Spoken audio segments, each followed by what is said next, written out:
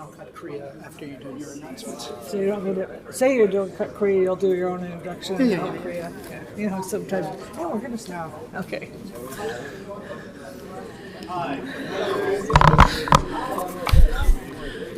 Friends,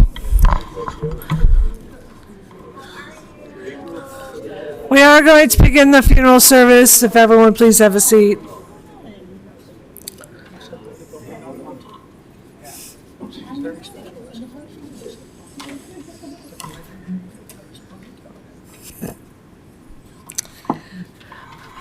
We are going to begin the funeral service for Mrs. Florence V. Burgher. If you have a cell phone, I'd ask you kindly to place it in the silent mode at this time or turn it completely off. I'd also like to welcome everybody via live stream. On behalf of the family, thank you for attending as well. And services will be conducted by Cantor Stephen Storr of Congregation Beth Shalom in Northbrook. Thank you. You're welcome. I'm coming right over. Ladies and gentlemen, as you may very well know, there are many parts to a service of celebration of a long and beautiful and a life filled with love. And there's a lot to be said, and yet there will be more unsaid that we have time for. So hopefully you will make a visit to the family's home and the visitation at their shivas and share those stories and continue to make them feel loved by you as they are beginning to miss that reservoir of love that they used to depend on. So they need a little bit more of your love to balance the waters, if you will. The first part, the physical part of the service is kriya. Kriya means to tear or to cut, and thus family members, her children, would have been possibly her spouse or a sibling, or her parents, would tear. They would cut at their clothing. Sometimes they would just rip the cloth that they had, that they were wearing. Steve is going to do so. He's going to use his shirt as the symbol of his tearing. Other family members have chosen just a slightly more economical approach, which is to wear a ribbon, a black ribbon, a piece of fabric which will be torn. And that item is meant to be worn until, today is Wednesday, so next Tuesday morning. And we'll talk about that personally as I help guide you through the week should you need my assistance. So, but there's a bracha that we say. We say, thank you, God, for life. Thank you, God, you are the judge of truth. Thank you, God, for the mystery of the world in which we live, the opportunity to love and to be loved, and the blessing of memory. Because even though Florence is leaving, she remains in a very, very real way in your hearts and in your lives. So family members who are seated, if you could stand, and we'll come over towards Steve. You don't need to stand if you don't feel comfortable at the moment, but you can come and join. Say the bracha.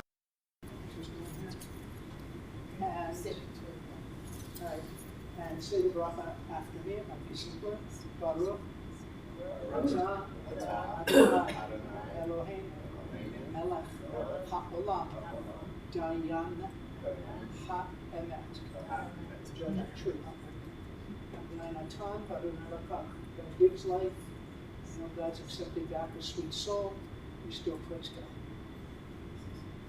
So as a child, you're wearing it on your left side. It shows that you're mourning for a parent. In 50 more years, when one of you may pass, its sibling would wear it on the right side.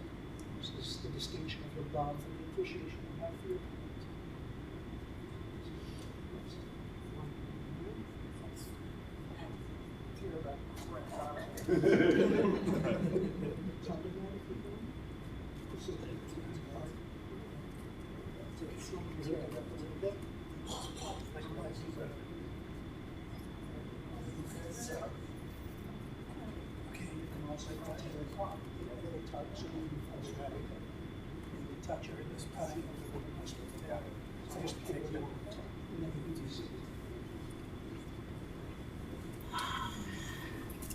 I understand, of course, that there are people sitting amongst the family that also love and were loved by Florence, and they feel their sense of loss and mourning.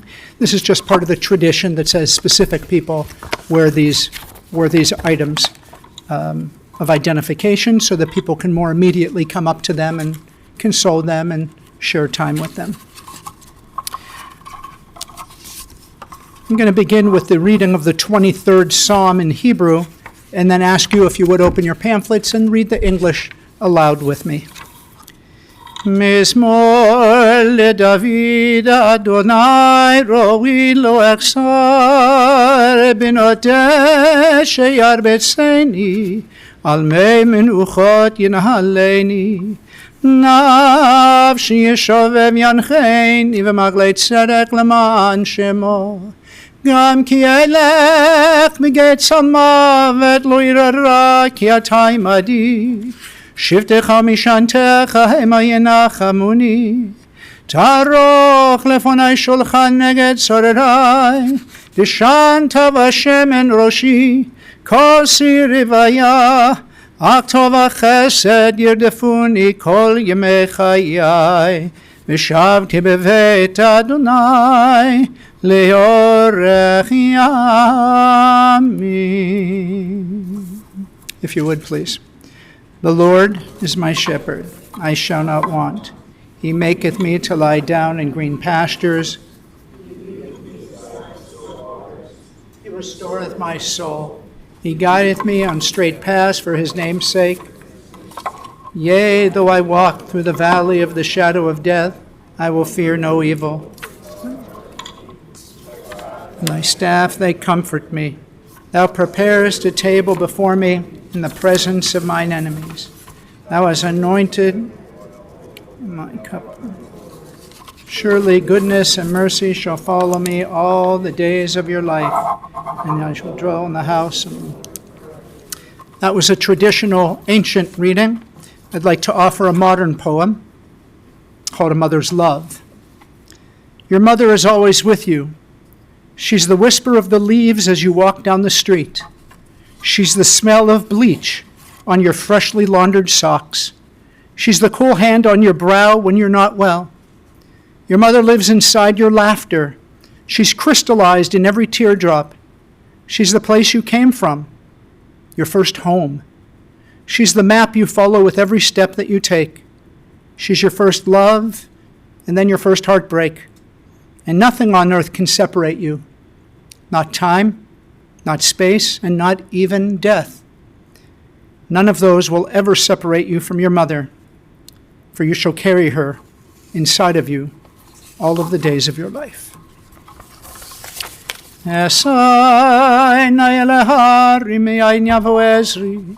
Ezri mi Adonai oseh shamayim va'aretz al yiten lamot raglecha al yanum shomrecha hine lo yanum v'lo yishan shomer Yisrael Adonai shomrecha Adonai tzilecha yad yeminecha yomam hashemesh lo yakecha v'yarech b'layla Adonai yishmorcha mikol ra yishmor et nafshecha Adonai yishmor tzeitecha uvoecha me'ata v'yad olam. In times of sadness, we usually turn to the book of Psalms. This is Psalm number 121 that says, I turn my eyes to the mountains, from where else will my help come? My help comes from the maker of the heavens and the earth. It is the guardian of the people Israel who neither slumbers nor sleeps and shall protect us, so the sun shall not strike us by day nor the moon by night. God will guard us during our lifetimes from the moment we are born until the moment we leave this earth, now and forever. The book of Psalms is accompanied often by the book of Proverbs. And in the book of Proverbs, we find the beautiful Eshet Chayil, the 31st proverb that says, Eshet Chayil miyimtzav rachok mipnei michra. What a precious find is a woman of valor. Her worth is far beyond precious rubies. Her husband put his confidence in her and thus lacked no good thing during his life. She was good to him all of the days. She opened her hand to the needy and would be known to extend her hand to the poor. She looked to the future cheerfully. She opened her mouth and there was wisdom, and she tried to guide her tongue with kindness. She oversaw the activities of her household and never ate the bread of idleness. And thus her children come forward on this day to bless her. Her husband too would have had praise for her, saying that many women have done superbly, but for us and our family you have surpassed them all. Charm is deceitful, and beauty vain, but a woman who walks in the path of God's teachings is much to be praised. Extol her for the fruit of her hand, and wherever people gather, the deeds of her life will speak most loudly her praises. The old adage that man cannot live by bread alone is a truism, and neither could Florence. She survived on not only bread, but companionship of her dear husband Phil, with whom she shared a wonderful life. They would meet through a suggestion of a friend of Phil's sister. She mentioned that a friend of hers, Florence, worked at her father Morris's millinery plant, where they produced and sold hats. Phil took a stroll down Maxwell Street and stopped in at the business. He had no intention of going in to buy a hat. He was there for a little window shopping. He peered through the window, spotted that pretty red-headed girl, and as family history tells it, he thought to himself, that's the one. And for over 60 years, they were each other's one and only. Even in their later years, they would watch out for one another. I'm told that their move from their Wheeling condo to an independent senior living community was done not for their own personal comfort, but for the benefit of the other. Florence wanted Phil to have and enjoy a larger, bigger social community, and Phil was concerned about the stairs in their home and wanted Florence not to have that challenging and possibly precarious issue any longer. They cared about one another's well-being. Phil would actually be the one who taught Florence how to drive a car, a bit later than most teenagers. They would turn out to be a great team in raising their children, and they made sure, due to her strong Jewish upbringing, that they would create a Jewish home with deep values and respect for customs and traditions. They would put their children through Hebrew schooling and were always members of their local synagogue, and in fact, they were one of the early couples to join and thus help build Congregation Beth Shalom.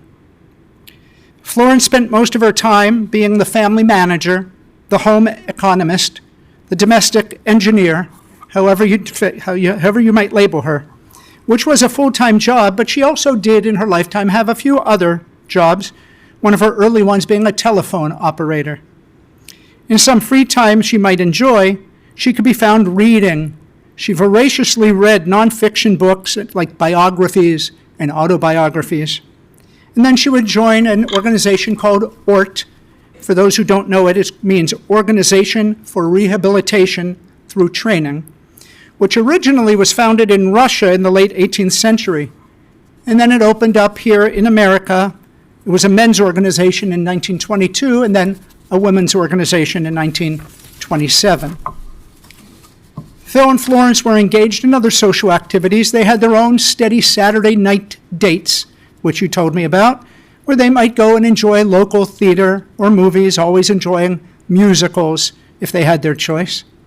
They also relished time socializing with many friends that they would acquire. They would go out with their couples club or maybe their gourmet group. They enjoyed others' company. Florence had kept friends which she made from her early years in high school that would last her some 75 years or so. They would form the infamous, I don't know how to say it, Nagonagams? Yeah, of course, Nagonagams, who were even featured on the Channel 5 News some years ago on what was National Friendship Day. They were rock-solid friends who had stood up at one another's weddings, gone through so much of life together, and who coincidentally would come to live at the same senior residential complex called Brookdale. Her friends, the three who were interviewed with her, Eileen, Phyllis, and Rochelle, were special. Florence is quoted as having said on that newscast, which I watched, "I can't imagine life without them."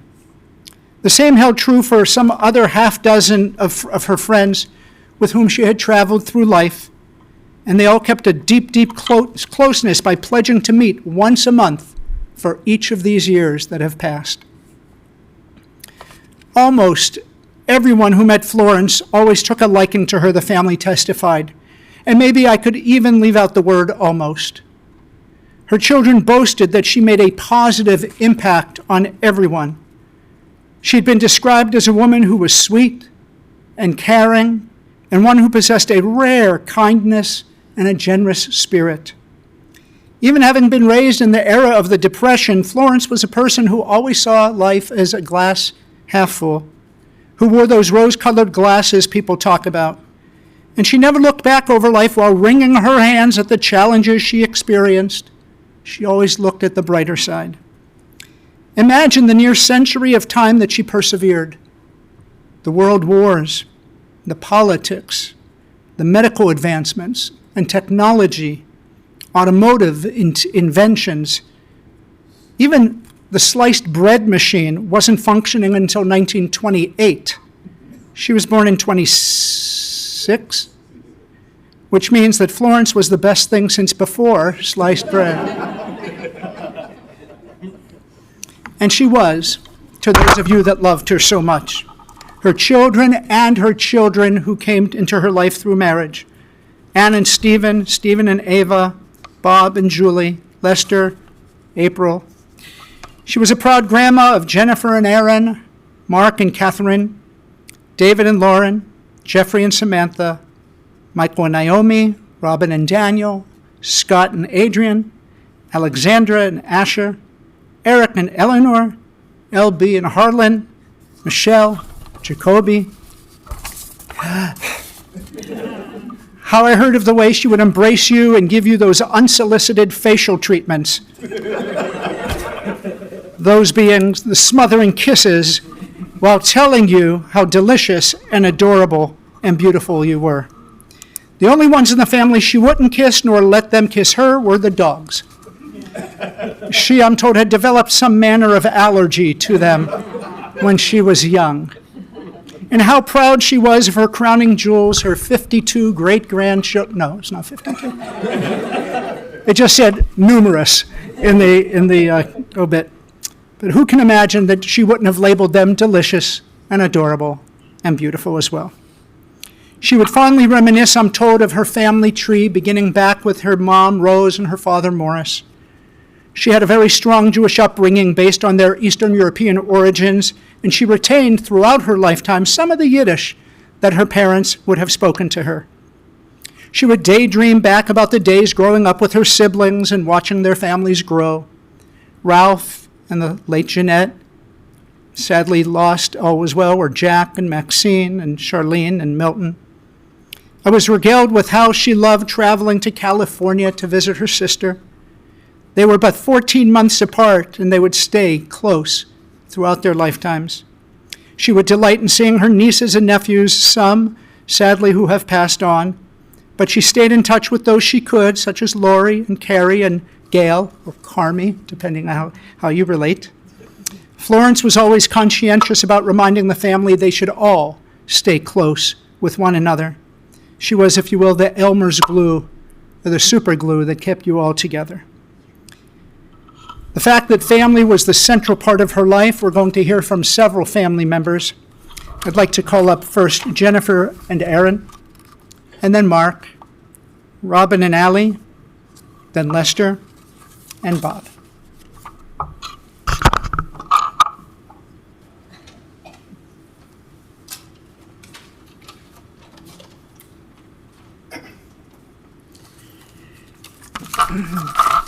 Hi, I'm Jen, and I'm Anne's oldest daughter. If I don't look at her, I'll be able to get through this. When I think back to my life memories, my very first memory is from March 1978, when Grandma was taking me to meet my first brother, Mark. Ever since that day, Grandma has been a huge part of my life memories. I made her a grandma when I was born, and she just turned 49 a few weeks earlier. In 3 months, guess how old I will be? Yep, 49. Hoping to not follow in those footsteps. Looking at you, Cone Boys. I also helped to make her a great-grandma when Jaden was born. She now has a legacy of many grandchildren and over 20 great-grandchildren.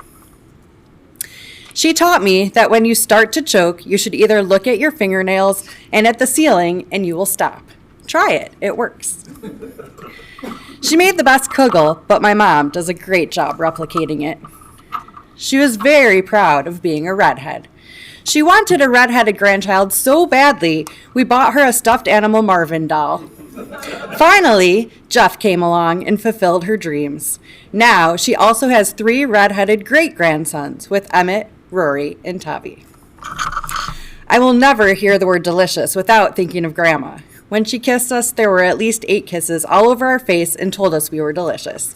She would cup her hand and grab our face. When Brandon was little, he would ask me, "Why mosquitoes always bite me so much, Mom?" I would say, "Just ask Grandma. She says you're delicious." She was always very silly. Even up until the end, she would be cracking jokes and making silly faces in pictures. She had a very distinct way of saying hello when she answered the phone. I'm not good at impersonations, but if you are able to impersonate her, please help me out at the count of 3. 1, 2, 3. Thank you. She would not ever throw away food. She showed that at Jaden's birthday party when she took breadsticks out of the garbage. She would wrap up 1 bite of leftovers at a restaurant and put it in her purse. Mark and I would joke, and he would always say, "Put it in your purse." Unfortunately, I have started to inherit that trait a little bit, but luckily not to that extent yet. She loved chocolate, another thing that has passed down to me. I have a habit of playing with my hair, and Grandma always told me it was just like her sister. She would grab my hand and hold it to stop me whenever she saw it. I feel so lucky to have had a grandma for 48 years. I will miss her much, and I'm so thankful for all the great memories, and I'm so glad that my boys will always remember her too. Thanks.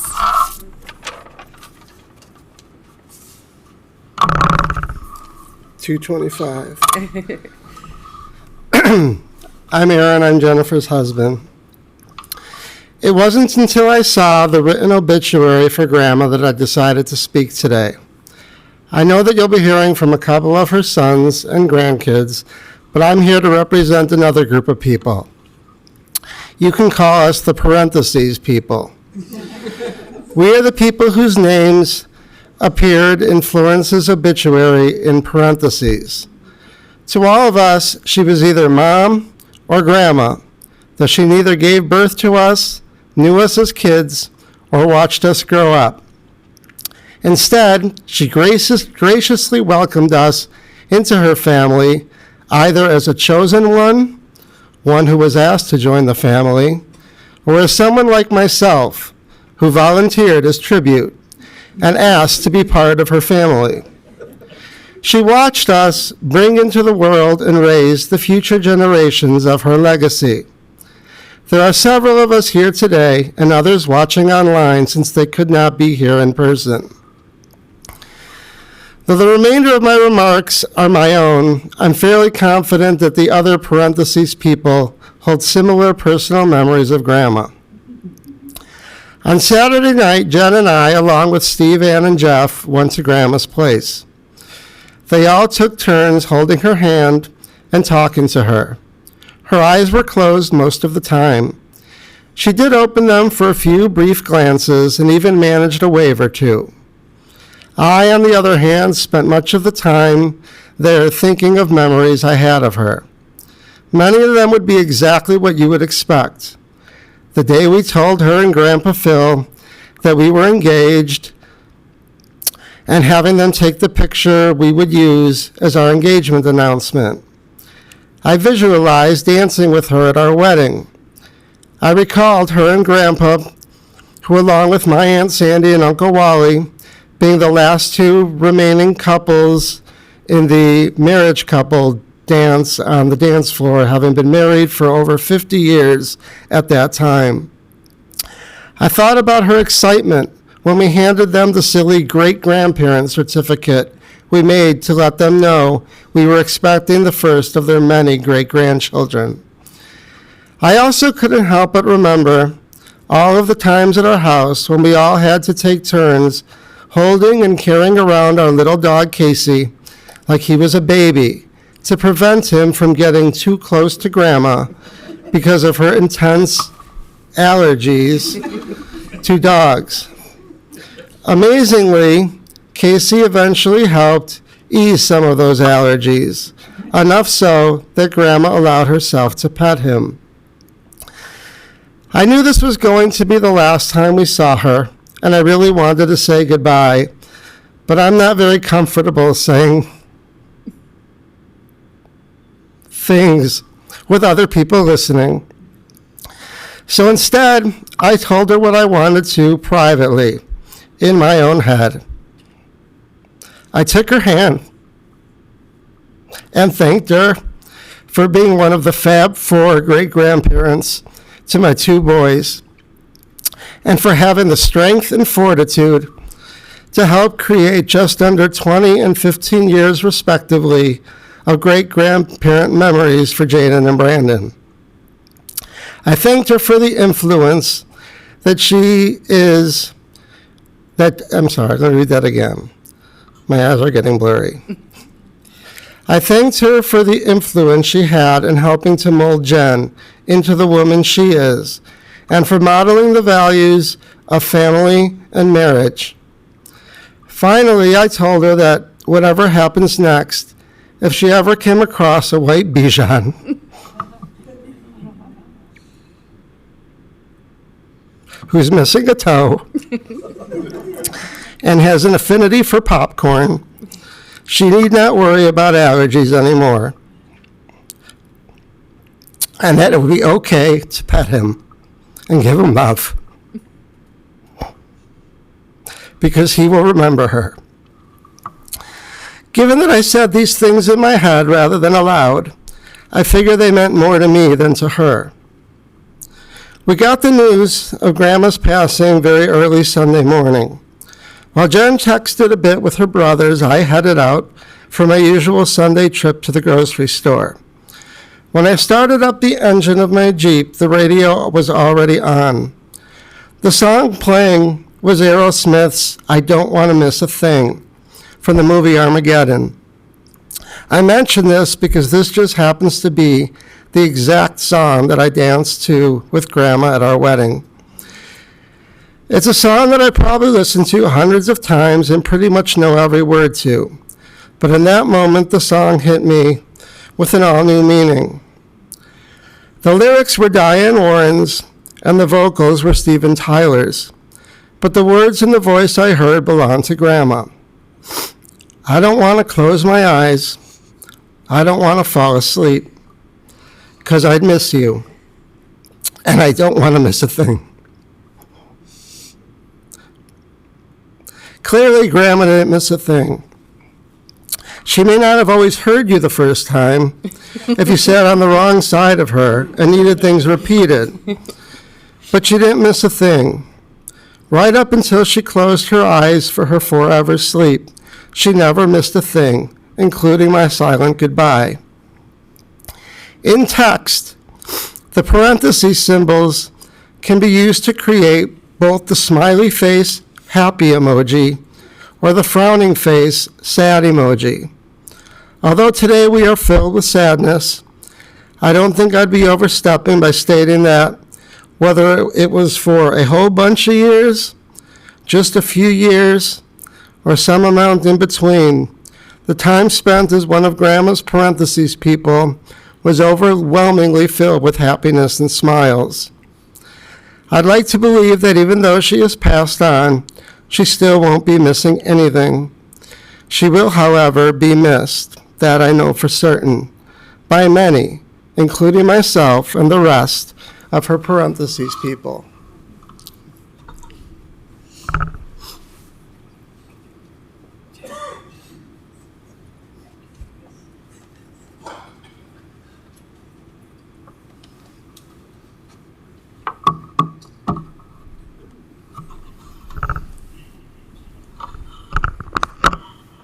All right. Hello, everybody. My name is Mark. I am Ann and Steve's son. My grandpa Phil and grandma Flo were the perfect example what love is. As all of us were growing up, they showed us how to love. They also showed us how to laugh. And I think that's something that this family has always carried over. At any one of our get-togethers, there is so much laughing that it's just unbelievable. And I think we definitely got that from them. I mean, we're always making jokes and laughing with each other, and that definitely came from Phil and Flo. I also want to talk about how they were one of the cutest couples I think I've ever seen in my life. They would sing songs together all the time, and you can even hear some harmonizing if you listen closely. Skip around the room was one of them that they always sang. They even had their own family whistle, which I'm sorry, I don't know any other family that created their own family whistle, and this whistle was a way to find each other or find their kids in a crowded room when they're picking somebody up from school, and it was a way calling out, to let you know where they were. If anyone knows the family whistle, let's all do it now together.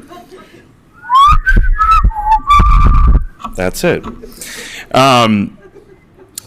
Another thing is they were always holding hands, and it was just adorable. I remember one time they came to visit me in college and to see a play of mine, and I was driving around. Somebody was in the front seat, they were in the back, and at one point I turned around to ask them a question, and they had the whole back seat, but they're smushed up against one another and holding hands, and that was just how I always remember them.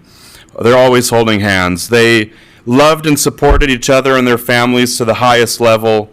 They came to every baseball game, every dance recital, singing concert, play, musical, you name it. If their grandkids were there, they were there too. They just wanted to see their grandchildren shine. They would do anything for their family, and they showed us, as the leaders of our family, how to love. Grandma always taught me to look on the bright side of life, as the cantor mentioned earlier. Every single time I called her, I would always say, "Grandma, how are you doing?" And no matter what, she always said, "I'm wonderful."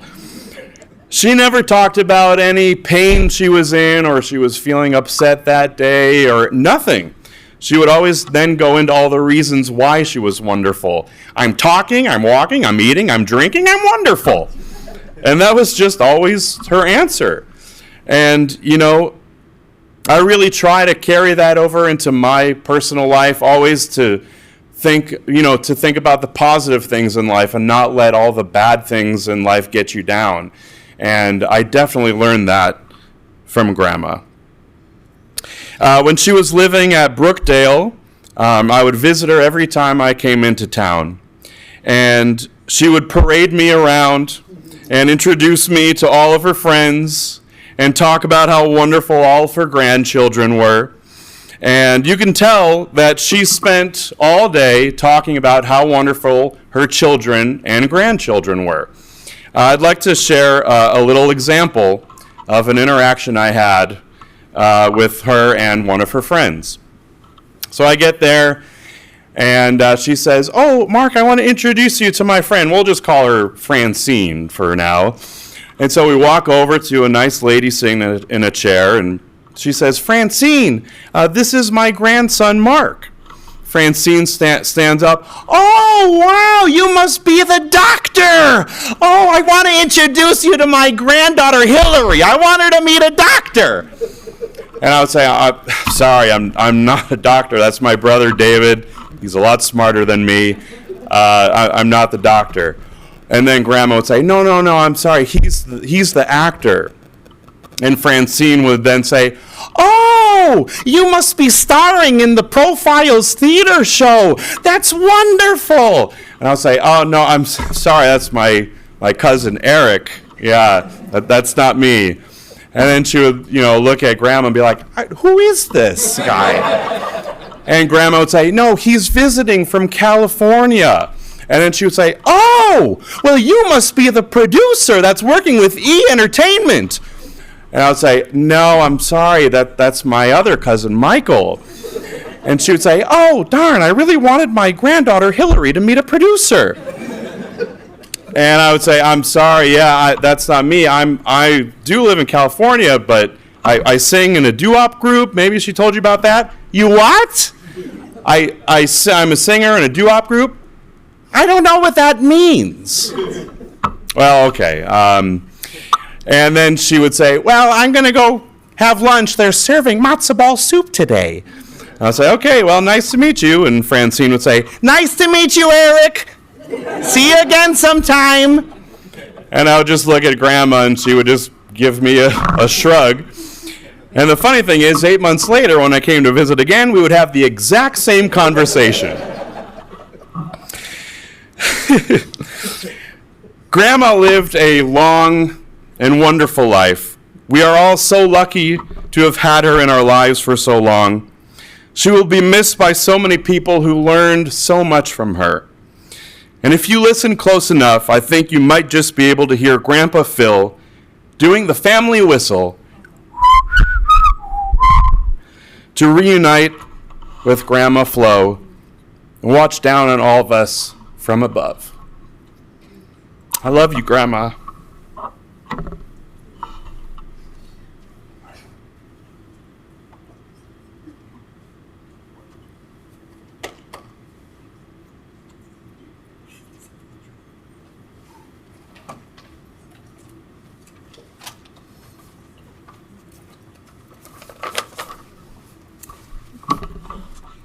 We're Robin and Allie, we're Stephen's daughters, and Rafaela also wants to say something first? Okay, go ahead.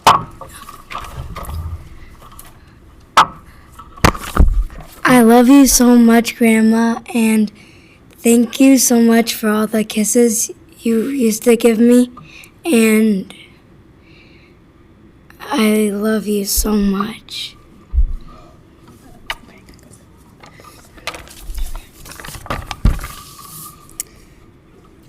Allie and I would like to take a few moments to share some of our and our parents' stories about Grandma, along with words from our brothers, Michael and Scott, who are unable to be in this room because they're Kohanim. Our grandma was a true Eshes Chayil. She was a woman of valor. As the daughter of Russian immigrants, Grandma grew up with her sister, who was her ultimate BFF, her two brothers, in a Yiddish house. It was important to her that her children and grandchildren carried the values that she was raised with, and she believed that family was the center of her world. As Grandma often reminded us, raising my father, Steve, who was a troublemaker, was no easy task. But she always followed it up with, he made life exciting. She loved him for it and appreciated his drive to make others laugh, because she and my grandpa carried that same trait. They loved to make others happy. Every prank my dad played, every mischief he got himself into, she handled with calmness and grace. Grandma made sure Judaism was instilled in my dad's daily life and his siblings. She sent him to Hebrew school. She made sure he participated in the Jewish unit of Boy Scouts. And when her father, Morris Moshe Vihon, moved in with them, Grandma ensured my dad went to the Drake Shul with his grandfather, which inspired my father and impacted him for the rest of his life. When my father was in college, she made sure he attended the Hillel, which is where he met my mom. She loved that her father, Morris, was a holy Levi, and that she married a holy Kohen. She took pride in telling us often about how much Judaism shaped her upbringing, and that in return has trickled down into all of us. Grandma put family and friends first and foremost. She kept the same friends from high school, and as we heard earlier, was even featured on the news a few years ago for her girlfriend clique that was maintained throughout all these years. She was never one for gossip or drama, but when others had issues, they would come over to her house and use her as the sounding board and advice. That was Grandma. She was the kind of woman who everyone trusted.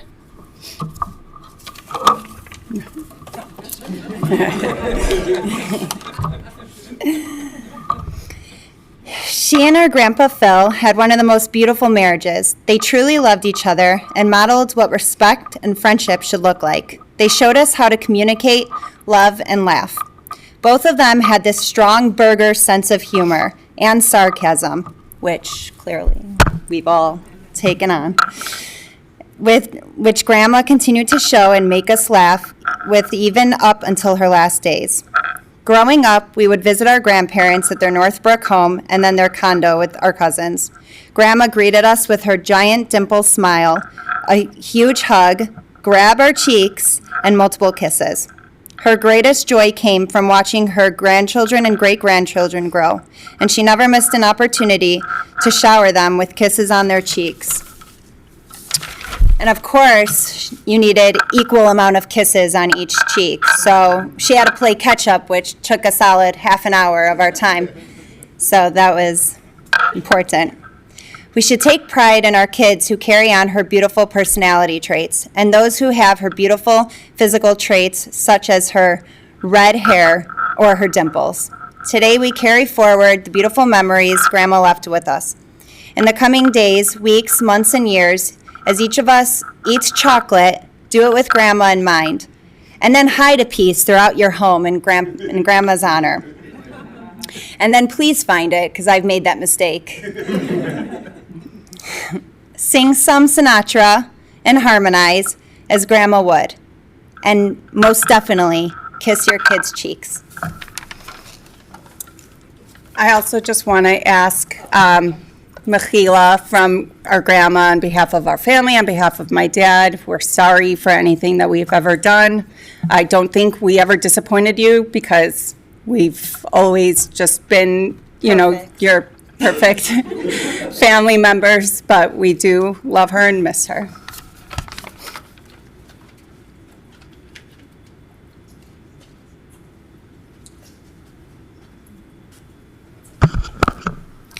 Hello. Oh. I'm Lester. I'm Florence's youngest child. I was the oops baby.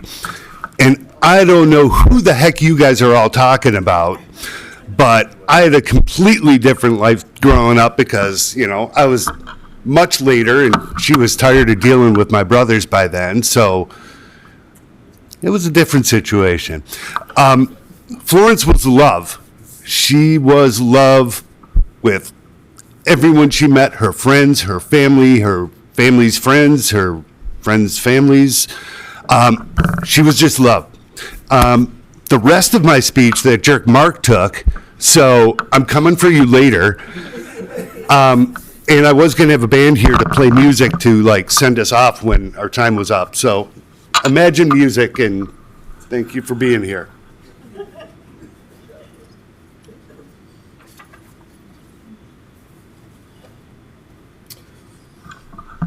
Hello there. I wanted to come here after Lester because I want to make sure to fact check everything he said. So what I'd like to do, you heard some wonderful things about Florence from the cantor and also from the wonderful grandchildren. What I'd like to do is tell some stories and go back a little bit further, talk about things when we were kids. So one of the things is the parents stayed at Embark, and that was an independent living home. And they were there. My mom was actually the director of the walking club. So she had people sign up to walk, and then they would walk around the lobby. And when they walked around the lobby, 8 times around was a mile. So they'd start walking around. She did this every day. But they start walking around the lobby, and then people would start getting tired, and they'd sit down, and you'd have Gladys Goldfarb would be kvetching, and then she would sit down, and then Seymour Schlepper would follow her.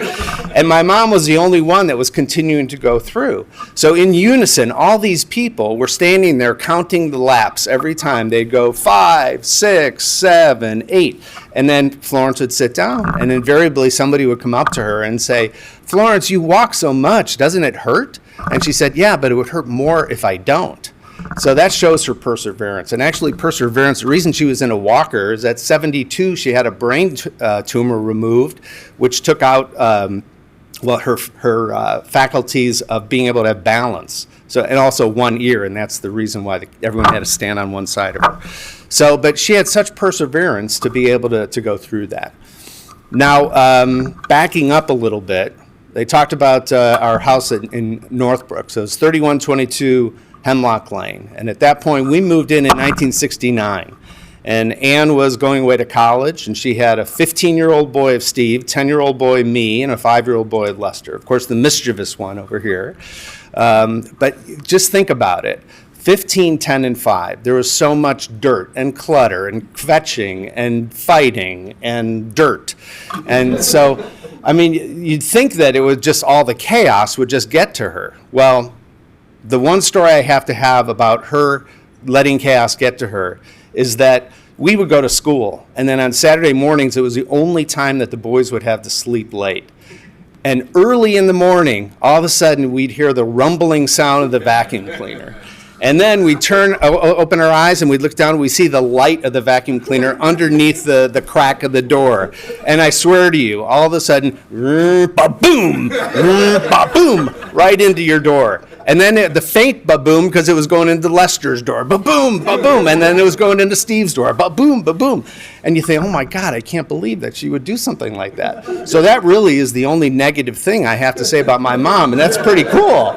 Well, there's one other thing, and that is the couple of times when she tried to pass off liver or tongue as steak, I thought that was horrible. That was horrible. So also we had family vacations, and most of the family vacations were driving, and they were local. So we'd go to the Wisconsin Dells and Baraboo and Lake Lawn Lodge and Starved Rock. You know, it was wonderful going. And as people were talking about, my dad would start singing, and then we would start singing, whether it be row, row, row your boat in a round, or like crazy drinking songs that my dad would teach us. So, but we would be singing, and then as soon as we see a landmark, we would all sing, "Show Me the Way to Go Home." But of course, there'd be songs where my mom and dad would sing together, with my mom harmonizing. And "Shine on Harvest Moon" is one of those. But it was so much fun to be back there listening. And then as I'm telling this, I'm thinking, it kind of seems like a 1950s TV show. And it really was. But it was joyous. It was wonderful. We had the vacations. It was kind of like in chapters. So we had in the front seat, Mom and Dad; in the back seat, Ann, Steve, and me. Then the next chapter was Mom and Dad in the front seat, then Steve, Lester, and me. Then the next chapter, Mom and Dad in the front seat, and then Lester and me. And then the next chapter was just Lester. So it was just so interesting. I don't know if you guys sang together at that point, but we did have a lot of fun singing. And then going backwards even more, talking about our first house that we all lived in, which was in Niles. And that was a house in the 50s and 60s. And it was a great house. We had a lot of fun there. We played football in the street. We in the backyard. Steve, the mischievous one, would climb on the roof and get in trouble. And one of the things that happened, because it was like an old-time neighborhood, one of the things that happened is that the kids would get in fights. They'd go home and cry to their parents. And I swear this is a true story. The mothers would come out the front door and start screaming at the other mothers on the other side of the street. It's true.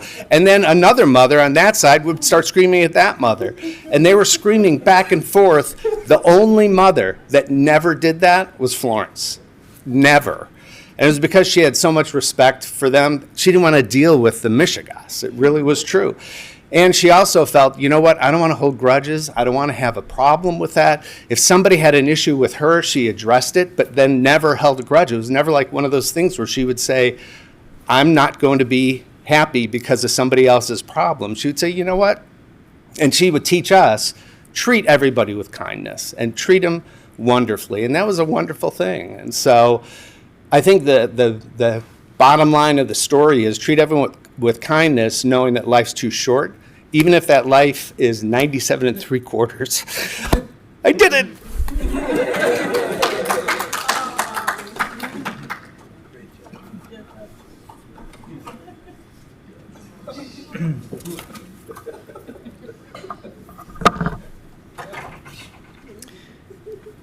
The lessons you've learned by living life with Flo speak of her perseverance that you spoke of and her goodness. A woman who had to live, as I mentioned before, through difficult eras, such as the Depression and her family's business going up and down with the economy. There was the issue of her surgery that you've mentioned. Then, of course, she lost her beloved husband and other family and other friends, but she kept finding the silver lining in life by celebrating the blessings in her life. She was a person who loved and was loved. The staff at Gidwitz found her to be a charming woman, and she always complimented the meals which they would serve her. She would daily take her time and savor each of her 3 meals a day, often sitting for hours at a time, and often having to be escorted from the dining hall so that the staff could prepare for the next community's meal. No doubt you have countless images in your mind, such as her being conscientious to dress nicely, to often wear green because it complemented her red hair. You might recall her penchant, as you did, for chocolate, Hershey Kisses or the mini Hershey bars that you would bring her love of desserts. And maybe some of her children, you can, in your mind's eye, remember that little bucket of Tootsie Rolls that she would keep in her home with no concern for an expiration date. Chocolate does not go bad.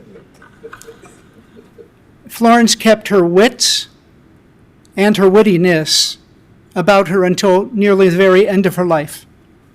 She remained appreciative of your visits and of your love, and I'm sure you will remain thankful for her presence and her love.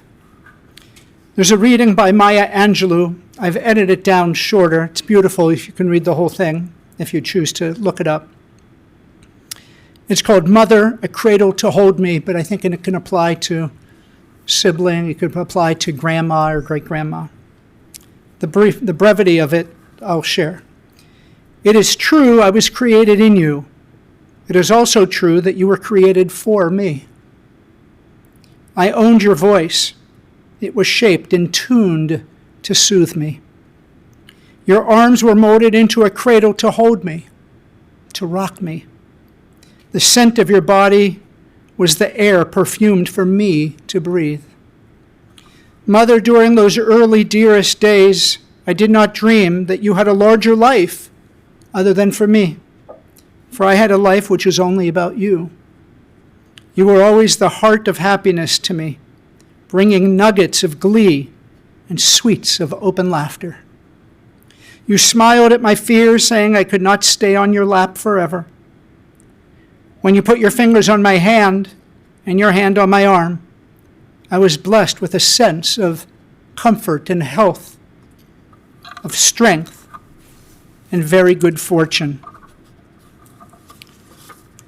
Even though Flo has now passed on, it does not, and I repeat, does not give you permission to start cussing or telling your siblings to shut up. You're not allowed to do that. Because though she is no longer here to reprimand you, she is still and will always be your mother, your conscience, your grandma. A mom and her hugs and a mom and her kisses last long after a mother lets go. You will always keep Florence V. Burgher as a part of your lives, and for that you are blessed. We've come to the close of our service other than a memorial prayer, so let me ask you, if you're comfortable to stand, do so in body or in spirit.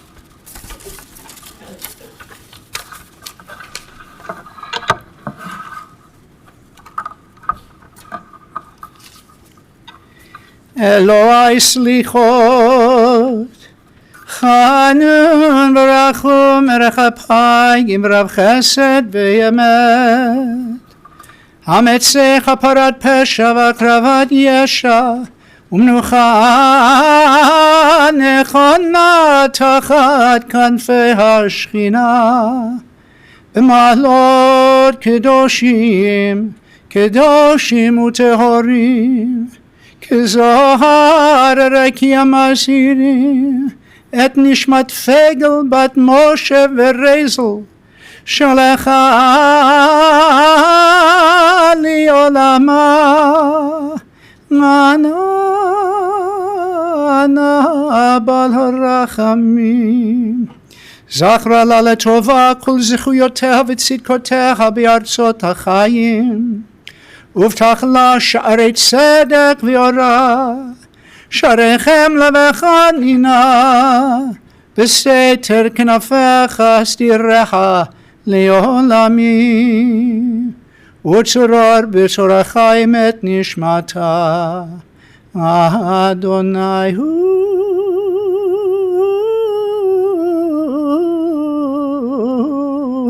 נחלתה, ותנוח בשלום על משכבה, ונאמר Amen. Dear God of forgiveness and love, you who are gracious and compassionate, we pray today that you grant an infinite rest amongst the holy and the pure to the soul of Florence Burgher Fegel bat Moshe Verezel.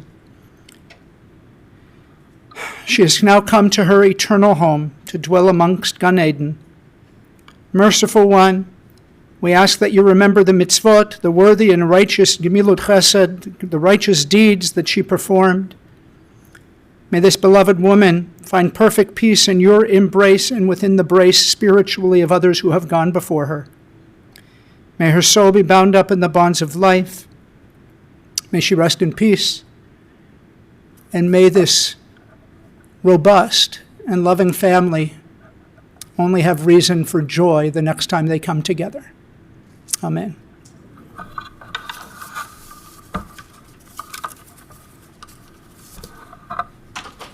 Be seated for a moment.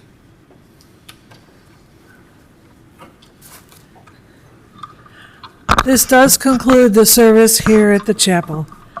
The family will be receiving condolences at the Lessman Residence, 2420 Apple Hill Lane in Buffalo Grove, as well as the Feiger Residence, and that's at 9010 Tripp Avenue in Skokie. Hours and the days and the times of minion services are on the folder, as well as our website, so you can choose what day you're going for either Shiva. They're on the folder, explicit directions, as well as our website. Interment will take place at Shalom Memorial Park Cemetery at 1700 West Rand Road in Arlington Heights. The procession will be forming in our parking lot. Please keep in mind a few safety features while in the procession. Keep your bright headlights on at all times. Put your emergency blinkers on. Attach the orange funeral sticker to the passenger portion of your front windshield. And we'll also attach a flag to the roof of your car. And please stay as close as safety permits to the car in front of you. All the grandchildren and their spouses, if they would please come forward, and everyone will please rise as the cantor, the family, and Mrs. Burgher are escorted from the chapel.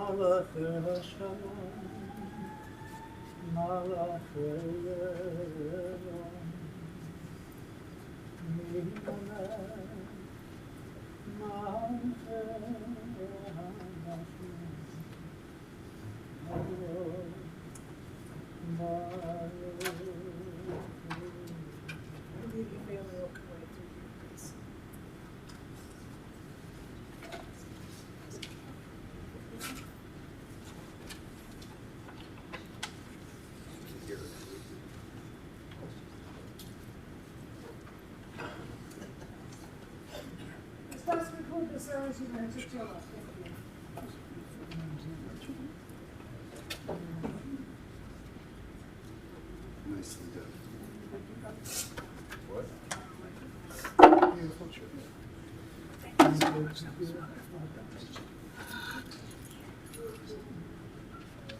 So